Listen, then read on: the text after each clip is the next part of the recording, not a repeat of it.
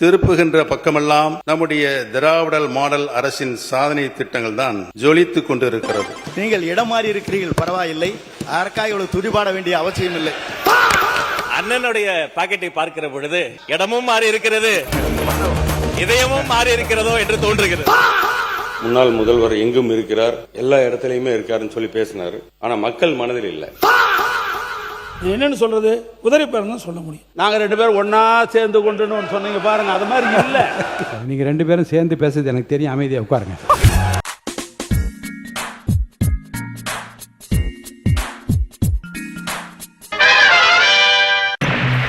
இந்த அற்புதமான நிகழ்ச்சிக்கு உங்களை வரவேற்கிறோம். வேளாண்மை திருத்திய நிதிநிலை அறிக்கையின் மீது பொது விவாதத்தை தொடங்கி வைப்பவர் மாண்புமிகு முன்னாள் முதல்வர் திரு ஓ பன்னீர்செல்வம் அவர்கள்.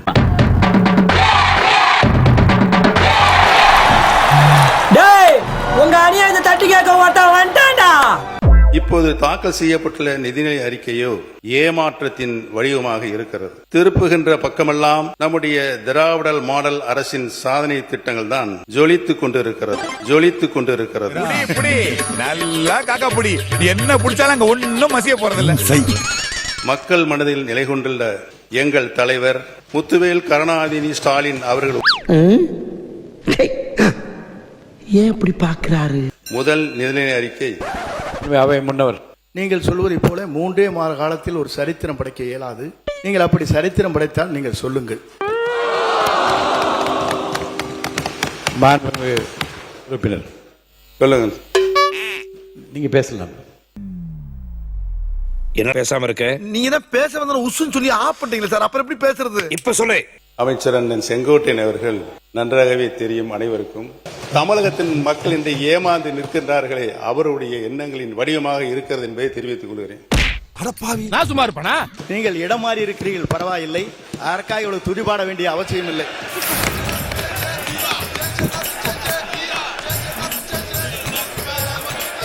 அந்த இடத்தை அவர்தான் முதலில் மாற்றியவர் என்பதை நான் இங்கு தெரிவித்துக் கொள்ள கடமைப்பட்டிருக்கிறேன்.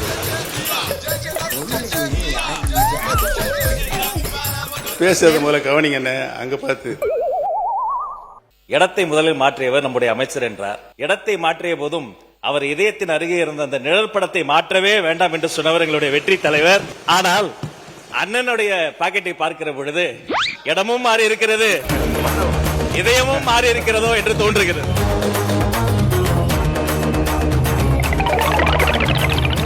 எங்கள் அண்ணன் செங்கோட்டையன் அவர்கள் இடம் மாறி இருக்கலாம், ஆனால் புரட்சித் தலைவி அம்மா அவர்களை இன்னும் தன்னுடைய இதயத்தில், தன்னுடைய சட்டை பையில் இன்னும் வச்சிருக்காரு.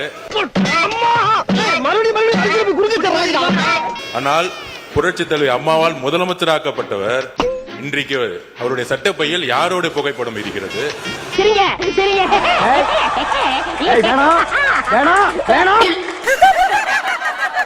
நேரம் இருக்கிறது, காலம் இருக்கிறது.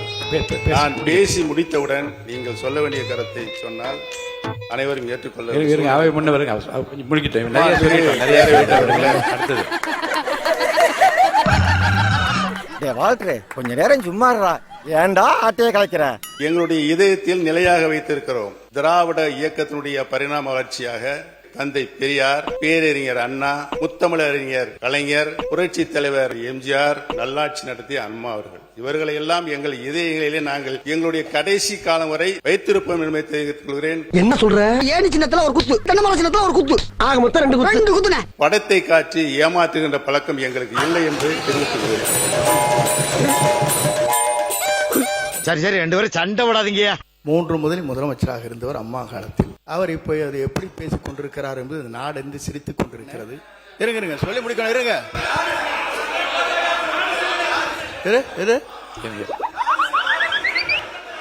அமைதியா இருங்க.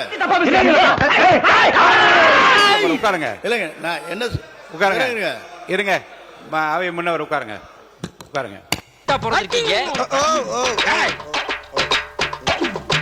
மாண்பு உறுப்பினர் அனைவருக்கும் ஒரு செய்தி. மாண்பு உறுப்பினர் முன்னாள் முதலமைச்சர் பேசுகிறார். இந்த பிரச்சனையை விட்டு அவரை நான் பேச அனுமதிக்கிறேன். தொடர்ந்து பேசலாம். மாண்புமிகு பேரவைத் தலைவர்களே, இடையில் நுழைந்து அண்ணன் செங்கோட்டையனை பற்றி எனக்கு நன்றாகவே தெரியும். சொல்லிட்டாருல, முடிஞ்சு வச்சு அதை நான் டிரா பண்ணிக்கிறேன். இங்க பாருங்க, நானே இன்னே பாருங்க மாமா கோவம் வந்துருச்சு. மாண்பு உறுப்பினர் என்ன பர்சனலா உள்ள வேண்டாம், தயவுசெய்து அதை யதார்த்தமாக எடுத்துக்கொண்டு நீங்களும் சொன்னீர்கள் அவர்களும் சொன்னார்கள், அதோட விட்டுருங்க, அது போதும், அது கூட போதும். தயவு கூர்ந்து என்னுடைய கருத்துக்களை நீங்கள் உன்னிப்பாக கவனிக்க வேண்டும். அவர் இந்த உலகத்துக்கு ஏதோ ஒரு முக்கிய செய்தி சொல்ல வராரு. வருவாய் மதிப்பீட்டில் கூட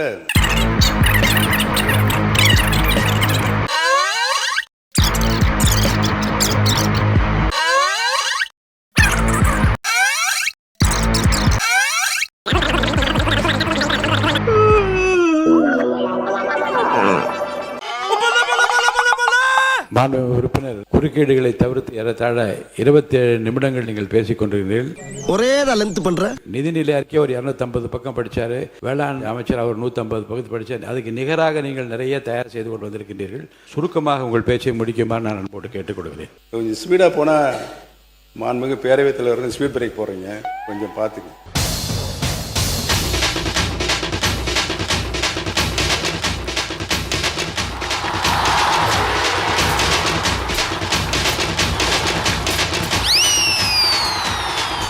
நடுவர் மன்றம் உச்ச நீதிமன்றம் என்று நாடத் துணையணும்.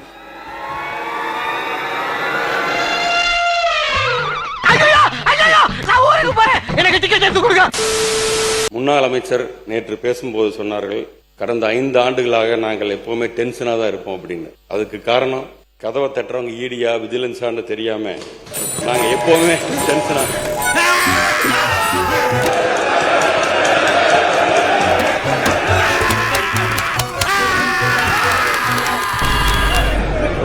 உட்காருங்க, எல்லாம் உட்காருங்க.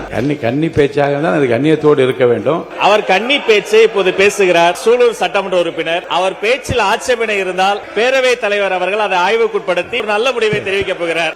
அவர் பேசிய அந்த சொற்றொடர் மட்டும் நீக்கப்படுகிறது. உனக்கு நிறைய டியூஷன் தேவைப்படுது, போ போ.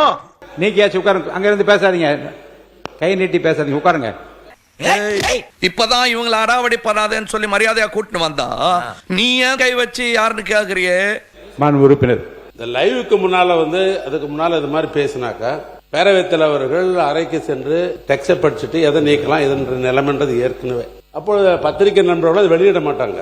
இப்ப அப்படி இல்ல, இப்ப உங்களுடைய கட்டுப்பாட்டுல இது லைவ்ல போகுது எல்லாமே. லைவ்ல கொஞ்சம் டிலே.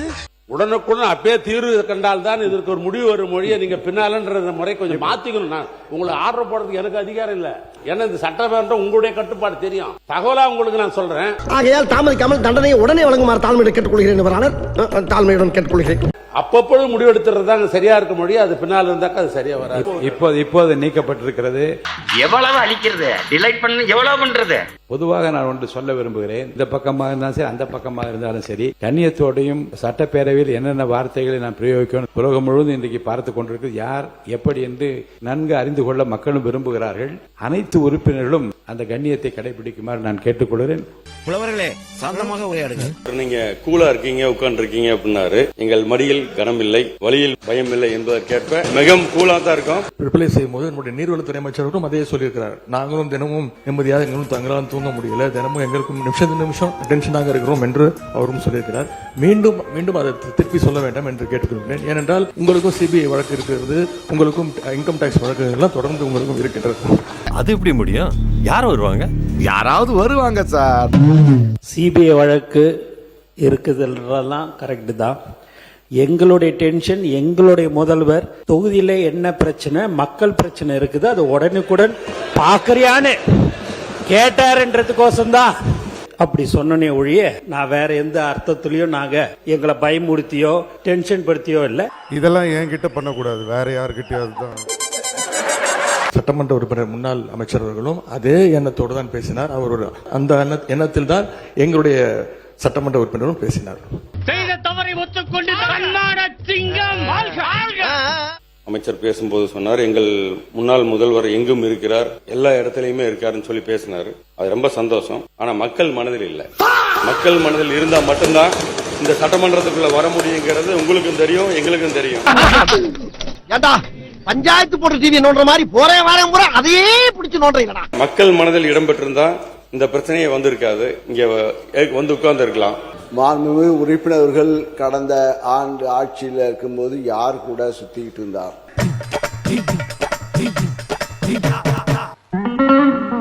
கிட்டத்தட்ட இப்ப யார் மனதில் இல்லங்கிறார். இல்ல இல்லன்னு நீ பாத்தியா? இல்லன்னு உனக்கு தெரியுமா? யார் மனதிலே இல்ல இல்லன்னு இவங்க பார்த்தாங்களா? எங்களுக்கு தெரியும். யார் மனதிலே இல்ல என்ன கொள்கை இல்ல?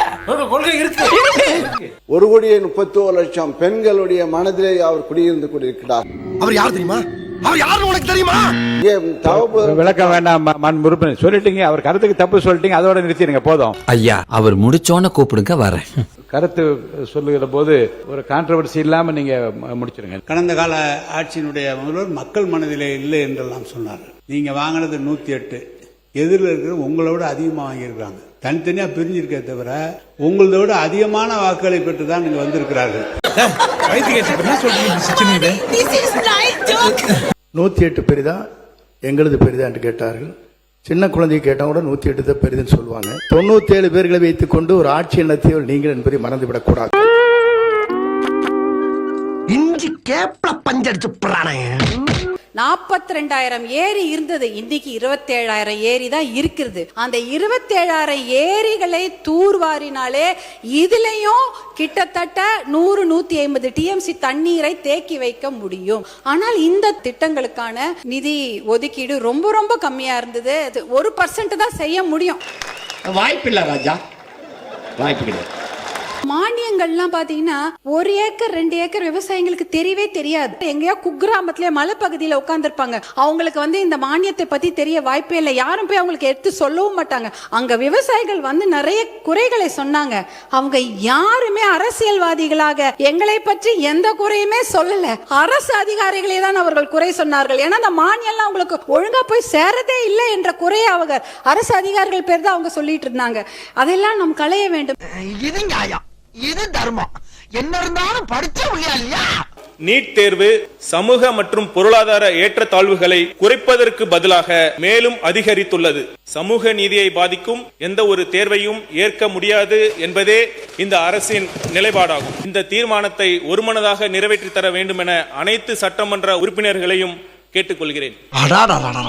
கேட்கும் போது எவ்வளவு சந்தோஷமா மச்சான் நீ பண்ற ஏன் பரவாயில்ல, உங்களை நான் நிக்கிறேன். இந்திய கம்யூனிஸ்ட் கட்சியின் சார்பாக ஆதரித்து அமர்கிறேன். மார்க்சிஸ்ட் கம்யூனிஸ்ட் கட்சி முழு மனதோடு ஆதரிக்கிறது. இனிமேல் ஒரு குழந்தை உயிர் கூட போக கூடாது. பாட்டாளி மக்கள் கட்சி முழு ஆதரவை தெரிவித்துக் கொள்கிறது. அனைத்து இந்திய அண்ணா திராவிட முன்னேற்ற கழகம் ஆதரிக்கிறது.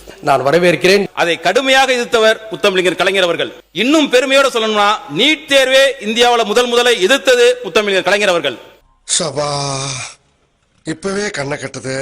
மின்சாரத்துறை அமைச்சர்கள் ஒருபடி மேல போய் பிளம்பர் கார்பெண்டருக்கு எல்லாம் நிறைய தேவை இருக்கு, அந்த தொழிலெல்லாம் கத்துக்கலாமேன்னு சொன்னாரு. இந்த RSS கொள்கை பாணியில குலக்கல்விக்கு ஆதரவா பேசி இருக்கிறாரு. அதுக்கு சமூக வலைதளங்கள்ல கடும் எதிர்ப்பு கிளம்பிருச்சு. என்ன சொல்ல சொன்னா என்ன சொல்லிட்டு இருக்க? இந்த RSS கொள்கை நீ ஒண்ணும் சொல்ல போ. இந்த தீர்மானத்தில் அரசியல் தேவையில்லை, ஒருமனதாக நிறைவேற்றும். இது மாணவர்களுடைய எதிர்கால பிரச்சனை. இங்க அரசியல் பேச வேண்டாம். அடிக்கடி கெடுத்துக்கிட்டு இருந்தா மண்ட மாலையில பேசாம ஏன்டா எமோஷன் ஆற நீ? தமிழக வெற்றி கழகத்துடைய தலைவர் தங்கை அனிதாவுடைய மரணத்தில் பங்கேற்றவர். அதிலேயே அவரோட நிலைப்பாடு தெளிவா இருக்கு.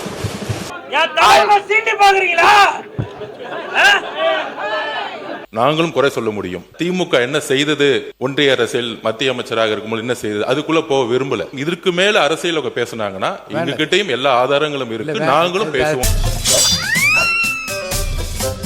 பொதுப்பணித்துறை அமைச்சர் சொல்கிறார், அரசியலை வைத்து இதில் பேச வேண்டாம், ஆக்கப்பூர்வமாக பேச வேண்டும் என்று சொன்ன பிறகும் கூட மாண்புமிகு உறுப்பினர் அவர்கள் அவதூறுகளை அள்ளி வீசுகிறார். தயவு கூர்ந்து உங்கள் அரசியலை அப்பால் வைத்துவிட்டு இந்த வரலாற்று முக்கியத்துவம் வாய்ந்த இந்த தீர்மானத்தை வழிமொழிந்து இந்த மாமன்றத்தில் அனைவரும் ஒருமனதாக நிறைவேற்ற வேண்டும் உங்கள் மூலமாக கேட்டுக்கொள்கிறேன். உடனே ஒத்துக்கிட்டோம்னா இமேஜ் போயிடும், ஒத்துக்கறலனா மோதிரம் போயிடும். சரி முருகா, என் நண்பன் உனக்காக நான் ஒத்துக்கிறேனப்பா. மருத்துவ கல்வி மற்றும் மக்கள் நலத்துறை அமைச்சர் அவர்களின் தீர்மானம் ஏற்போர் ஆம் என்க, மறுப்போர் இல்லை என்க, மறுப்போரே இல்லை. தீர்மானம் ஒருமனதாக நிறைவேறியது.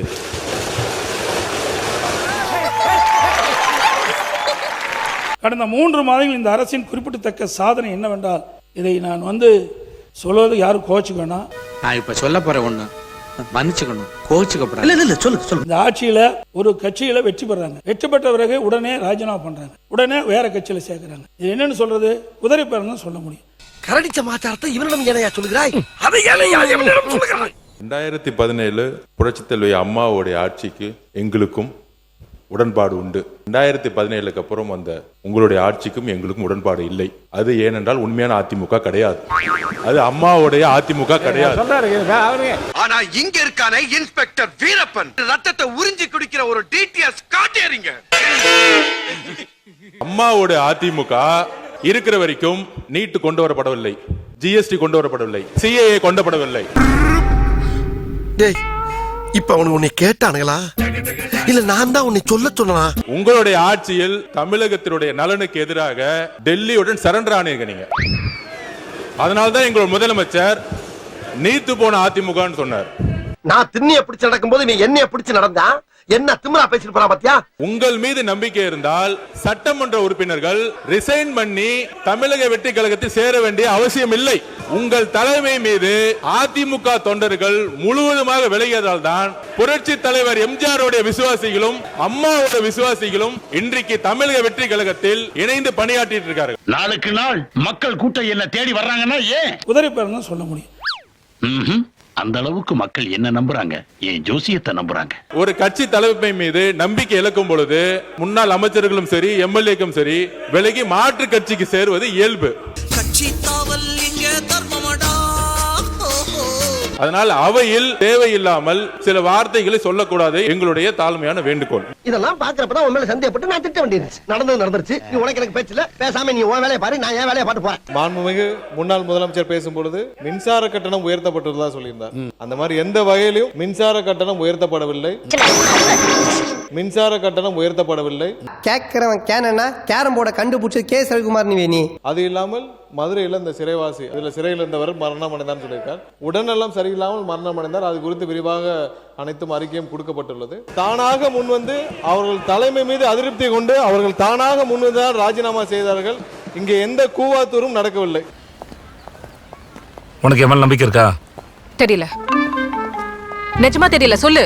அதில் இந்த குதிரை பேரம் என்பதை பற்றி ஏற்கனவே நீங்கள் முதல் தொடரில் பேசுகிற போது நான் சொன்னேன், குதிரை பேரம் கழுதை பேரம் என்பதெல்லாம் பேசக்கூடாதுன்னு அவை கூட்டி நீக்கினேன். மீண்டும் அதே வார்த்தையை சொன்ன காரணத்தினால நீ உட்காருங்க, நீங்க உட்காருங்க. மகனே, ஆதாரம் இல்லாம நான் போய் சொல்லுவேனா? உன்னை பத்தி எனக்கு தெரியுமே, நீ ஆதாரம் வச்சு தானே போய் சொல்லுவ. நீங்க ரெண்டு பேரும் சேர்ந்து பேசுறது எனக்கு தெரியும். அமைதியா உட்காருங்க. மாப்ள ரகசியத்தை அலௌன்ஸ் பண்ணாதே, அசிங்கமா நினைப்பாங்களா இல்லையா? உட்காருங்க சார். இதுல பேசுறதா? அப்போ உட்காருங்க சார். நான் விளக்கம் சொல்றேன். உட்காருங்க. இந்த வார்த்தைக்கு என்ன பண்றீங்க? உட்காருங்க. சார் நீங்க மைண்ட் வாய்ஸ் நினைச்சு சத்தமா பேசிட்டு இருக்கீங்க. நீங்க அதுக்காக அவருக்கு நீங்க ரூலிங் கொடுக்கலாம். இல்ல நீங்க அதை சொல்லாத சொல்லலாம். நாங்க ரெண்டு பேரும் ஒன்னா சேர்ந்து கொண்டு சொன்னீங்க பாருங்க, அது மாதிரி இல்ல, அத மாதிரி கிடையாது. அந்த அவசியம் எங்களுக்கு தேவையில்லை. ஐயா போங்கி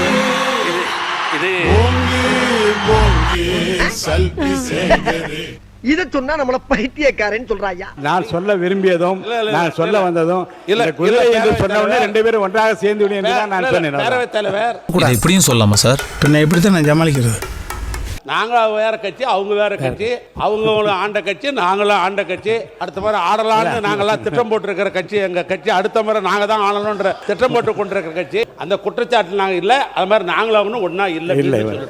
வெளி உலகத்தை பொறுத்த வரைக்கும் நாங்க ரெண்டு பேரும் கார்கில் போர் மாதிரி மோதிக்கிட்டாண்டா இருப்போம். ஆனா எங்களுக்குள்ள ஒரு காதல் பஸ் என் மனசுல இருந்து அவன் மனசுக்கும், அவன் மனசுல இருந்து என் மனசுக்கும் ஓடிக்கிட்டாண்டா இருக்கு. ஒரு கட்சி சார்பாக போட்டியிட்டு அந்த கட்சி வேட்பாளர் வெற்றி பெறுவதற்கு எவ்வளவு கடுமையான உழைப்பார்கள். சுமார் 6000 பேர் பணியாற்றினா தான் அந்த வேட்பாளர் வெற்றி பெற முடியும். இரவு பகல் வராமல் ரத்தத்தை விரைவாக சிந்தி வாக்களை சந்தித்து வாக்களை பெற்று வெற்றி பெற்ற பிறகு அவர் வெளியேறினா போகும்போது அப்படியே சும்மா வேரோட இழுத்து புடிக்கிட்டு போகும்போது அந்த புல்லெல்லாம் அப்படியே குத்தி புல்லா ரத்தம் இப்படி மனம் கொதிக்கும் என்பதை உணர்வுபூர்வமாக நீங்க சிந்திக்கப்பட வேண்டும். நீங்க முதல் எம்எல்ஏ ஆகிருக்கிறீங்க, நான் 6 முறை எம்எல்ஏ ஆகிருக்கிறேன்.